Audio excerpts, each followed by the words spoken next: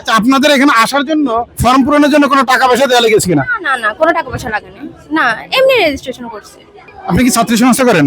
না আচ্ছা, তাহলে ছাত্রী সংস্থার প্রোগ্রামে কেন আসলেন? না, এটা তো আর এমন না যে যে করতেছে তাকেই শুধু বলছে যে যারা যারা আগ্রহী তারাই, এখানে জানা তো কোনো শেষ নাই। যে হচ্ছে আমি আসছি এখানে এদের ব্যাপারে জানি। জি অবশ্যই সবার। এখানে যতগুলো গিফট পেয়েছেন কোন গিফটটা এক নম্বরে রাখবেন আপনি, কোনটা? কোরআন শরীফ অবশ্যই। দ্বিতীয়? দ্বিতীয় আমি এগুলো পুরো খুলে দেখি নাই। আর ক্যান্ডেল, দ্বিতীয় ক্যান্ডেল। আর তৃতীয়? তৃতীয় আর কি দিয়েছে আমি তো এখনো দেখি নাই ঠিকভাবে। তৃতীয় আছে মেহেদি আছে। মেহেদি আছে, হ্যাঁ তাহলে মেহেদি তৃতীয়তে রাখবো অবশ্যই। মেহেদি।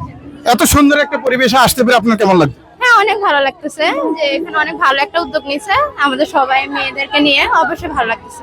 ঢাকা বিশ্ববিদ্যালয়ের ইতিহাসে এই ছাত্রী সংস্থা টিএসসির মতন একটি জায়গায় সর্বপ্রথম ওপেন ইফতার পার্টি করতেছে, এটা সম্পর্কে যদি একটু বিস্তারিত বলতেন। হ্যাঁ, আগে যেহেতু অনেক কারণে হচ্ছে এটা করা সম্ভব না, এখন হচ্ছে ওই স্বৈরাচার যাওয়ার পরে হচ্ছে অনেকেই নিজেদের মতো সব অনুষ্ঠান করতে পারতেছে, তো অনেক ভালোই লাগতেছে। শিবিরও করতেছে, এখন হচ্ছে ছাত্রী সংস্থা করতেছে, তো ভালোই আমার মনে হয়। হ্যাঁ অবশ্যই প্রতি বছর চাই।